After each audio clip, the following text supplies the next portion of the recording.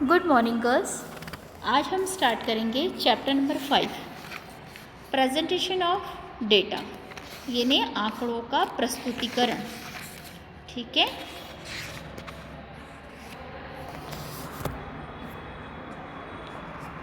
इस चैप्टर में presentation of data की 3 मेथड्स दिए हुए हैं, है ना।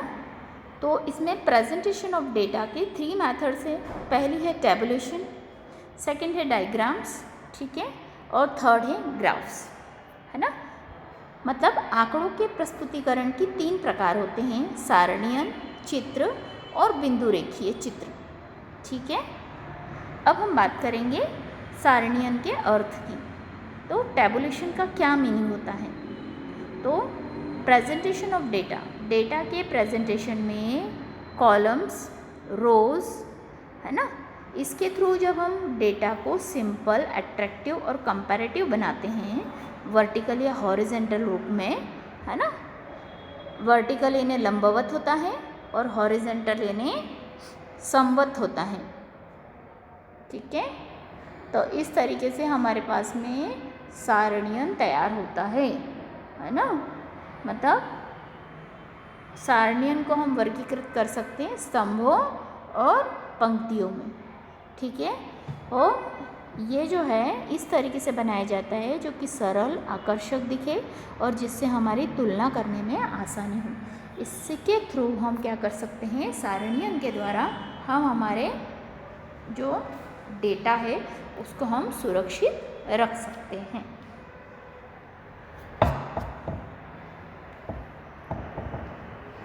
इसके बाद है difference between table and tabulation. ठीक है, अब टेबल और टैबुलेशन में क्या अंतर है? जब हम टैबुलेशन में एक डाटा को, मतलब सांख्यिक समंकों को कॉलम और पंक्तियों में व्यवस्थित करते हैं, कॉलम्स एंड रो में हम प्रॉपर अरेंज करते हैं, तो इस प्रोसेस को हम क्या बोलते हैं, टैबुलेशन या सारणीयन कहते हैं।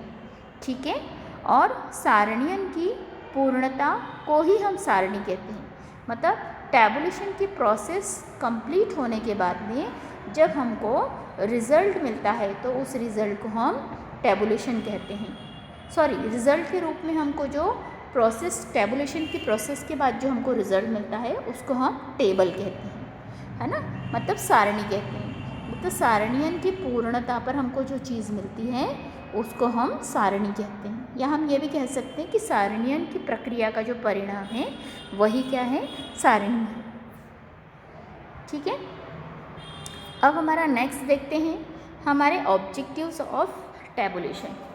अब हमारे सारणीयन के क्या उद्देश्य हैं, तो हम सारणीयन क्यों करते हैं, उसका क्या कारण है और उसका क्या ज़रूरत पड़ती है, उसके उद्देश्य क्या क्या हैं। तो सबसे पहले फर्स्ट पॉइंट है हमारा presentation the complex data into simple form, यानी विस्तृत और अस्त व्यस्त समंकों को हम संक्षिप्त और स्थायी रूप देते हैं। ठीक है, तो टैबुलेशन क्या है, कन्वर्ट करता है हमारे कॉम्प्लेक्स डेटा को सिंपल करने में आसानी कर देता है। इससे हमारा डेटा क्या हो जाता है, स्टेबल हो जाता है और कन्वीनियंट हो जाता है। ठीक है, तो सारणीयन के द्वारा हम क्या करते हैं, सारणीयन का उद्देश्य हमारा ये होता है कि हमारे पास जो आंकड़े हैं या हमारे पास जो डेटा है हम उसको न्यूनतम समय यानी कम से कम समय में छोटा यानी संक्षिप्त, स्थायी और बोधगम्य बनाएं, जिससे लोगों को आसानी से वो समझ में आए। ठीक है, दूसरा पॉइंट है हमारा सिस्टमेटिक एंड अट्रैक्टिव प्रेजेंटेशन, मतलब व्यवस्थित तथा आकर्षक प्रस्तुतिकरण। इससे क्या है, इससे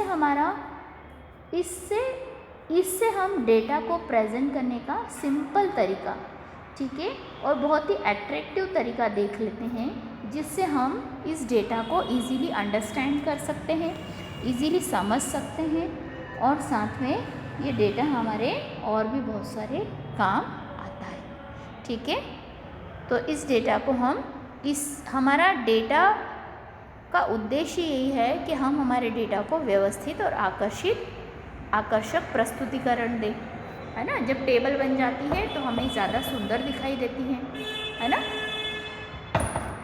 फिर थर्ड है clear expression of the problem, मतलब समस्या की स्पष्ट अभिव्यक्ति। इसमें हमारी जो भी प्रॉब्लम्स होती हैं उसको हम स्पष्ट तरीके से उसको प्रॉब्लम को सॉर्ट आउट कर सकते हैं, या उसको हम सही तरीके से क्या कर सकते हैं, निराकरण या निवारण कर सकते हैं। ठीक है।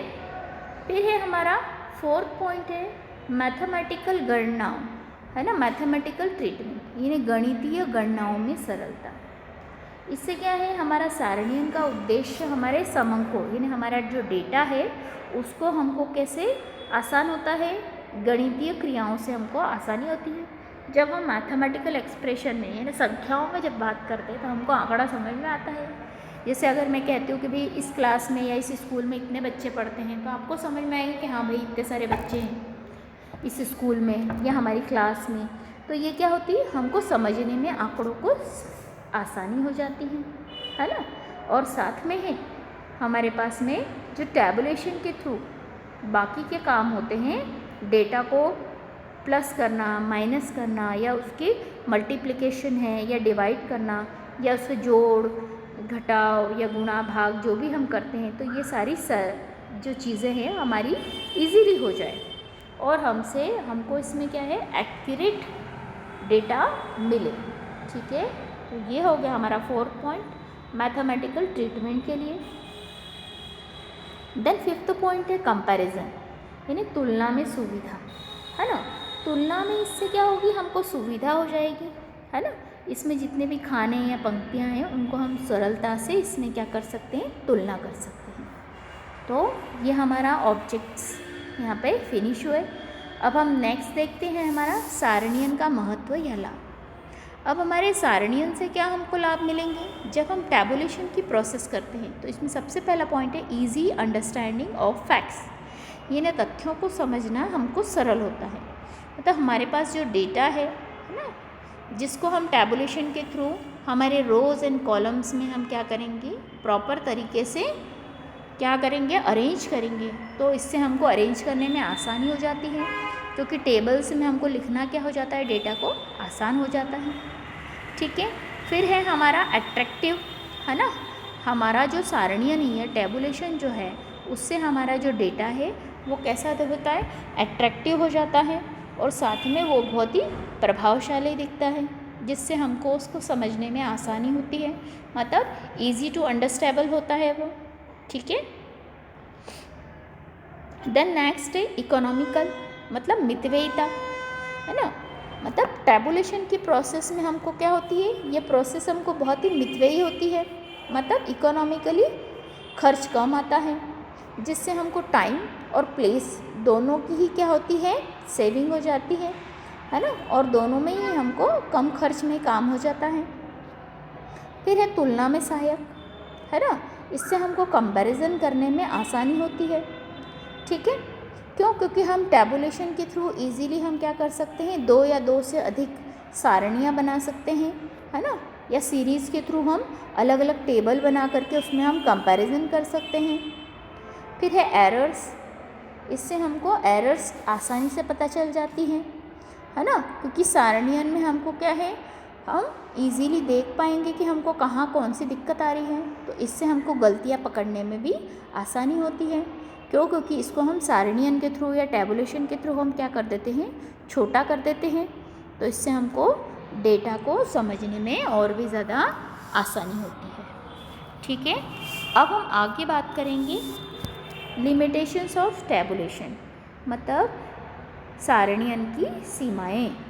सबसे पहला है विशिष्ट ज्ञान, यानी स्पेसिफिक नॉलेज, है ना। अब टैबुलेशन को हमको समझने के लिए और उसके निष्कर्ष पे पहुंचने के लिए, मतलब उसको अंडरस्टैंड करने के लिए एंड रिज़ल्ट निकालने के लिए हमको क्या होती है, स्पेशल नॉलेज की रिक्वायरमेंट होती है या विशिष्ट ज्ञान की ज़रूरत होती है।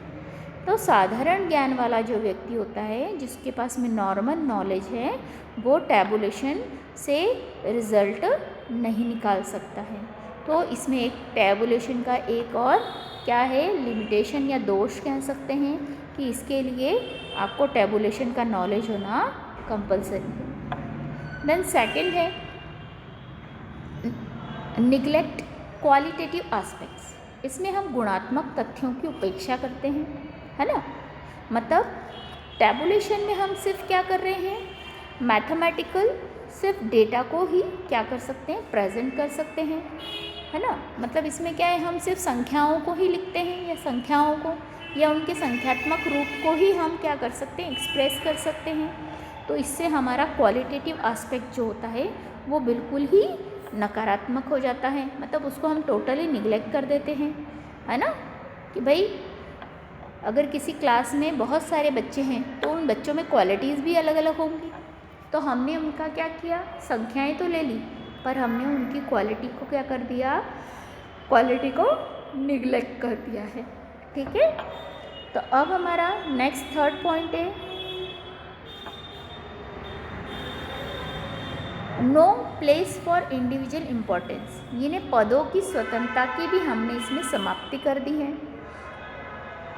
मतलब हमारे पास जो समंक है या हमारे पास जो डेटा है उसको हमको क्या करना है, टैबुलेशन में जब हम प्रॉपर तरीके से उसको अरेंज करते हैं तो हम उसमें व्यक्तिगत विशेषताओं की प्रायः समाप्ति हो जाती है।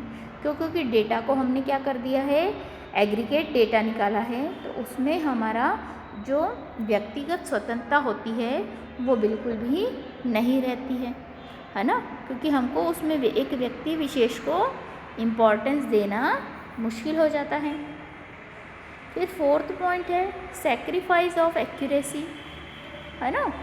अब इसमें क्या है, संदर्भ के अभाव में शुद्धता का बलिदान हो जाता है ना। तो सारणियन की प्रोसेस जो है इसमें हम आंकड़ों को सीमित स्थान में प्रदर्शित करते हैं। मतलब इसमें उनकी जो प्लेस होती है वो बिल्कुल लिमिटेड हो जाती है, जिसकी वजह से क्या होता है, हम उनमें संबंध स्थापित नहीं कर पाते हैं। तो इसके एब्सेंस में या इसके अभाव में हमारा वास्तविकता यानी एक्यूरेसी का पूरी तरीके से बलिदान हो जाता है। इसके बाद में एक्यूरेसी यानी परिशुद्धता की कमी।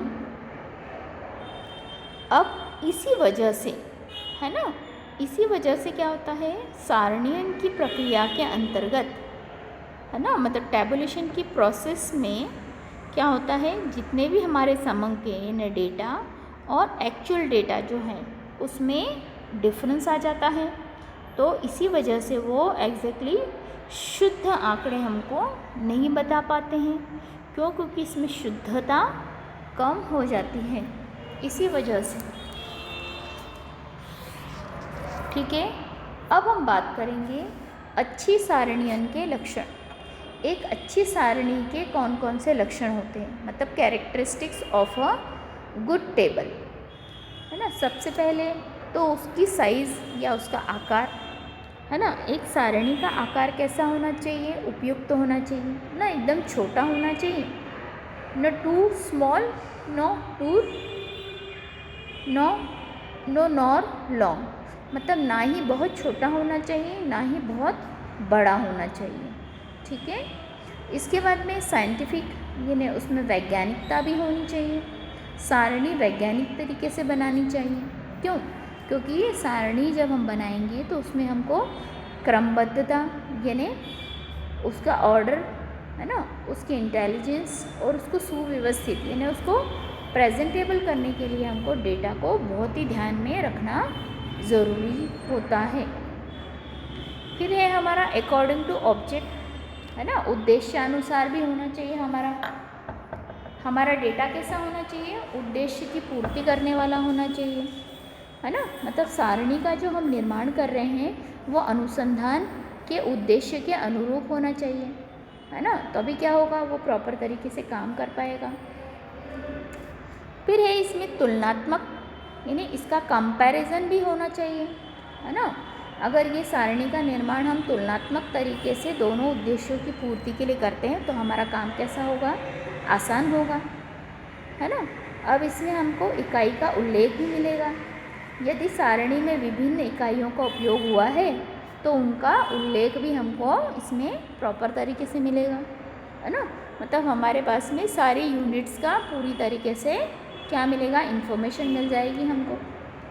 फिर है आकर्षकता, है ना। अब हमारा डेटा कैसा हो जाएगा, इससे आकर्षक हो जाएगा, मतलब बहुत ही इंटरेस्टिंग दिखेगा हमको ये डेटा, है ना।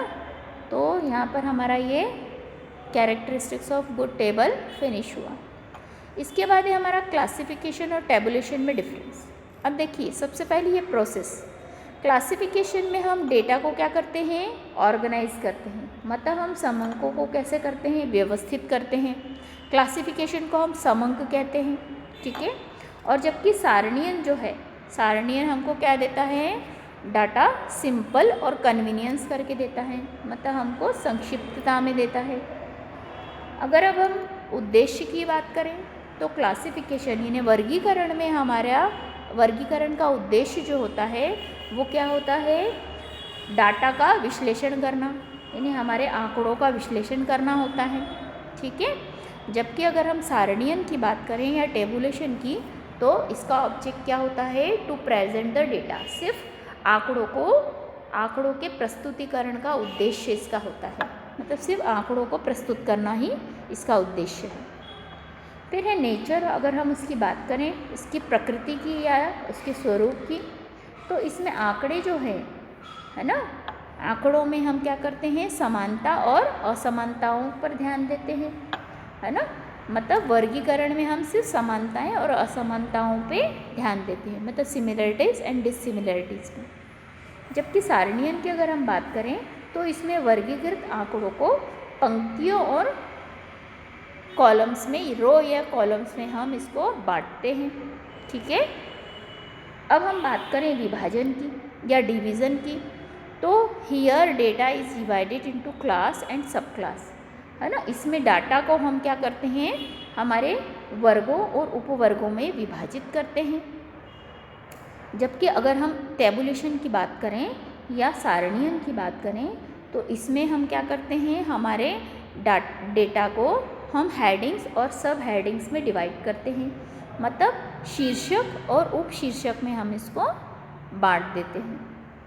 फिफ्थ पॉइंट है हमारा order, classification comes before tabulation, मतलब वर्गीकरण सारणीयन से पहले किया जाता है, क्योंकि हम जब हमारे डेटा को क्लासिफाइड करेंगे तभी उसका क्या कर पाएंगे, टेबुलेशन कर पाएंगे, ठीक है।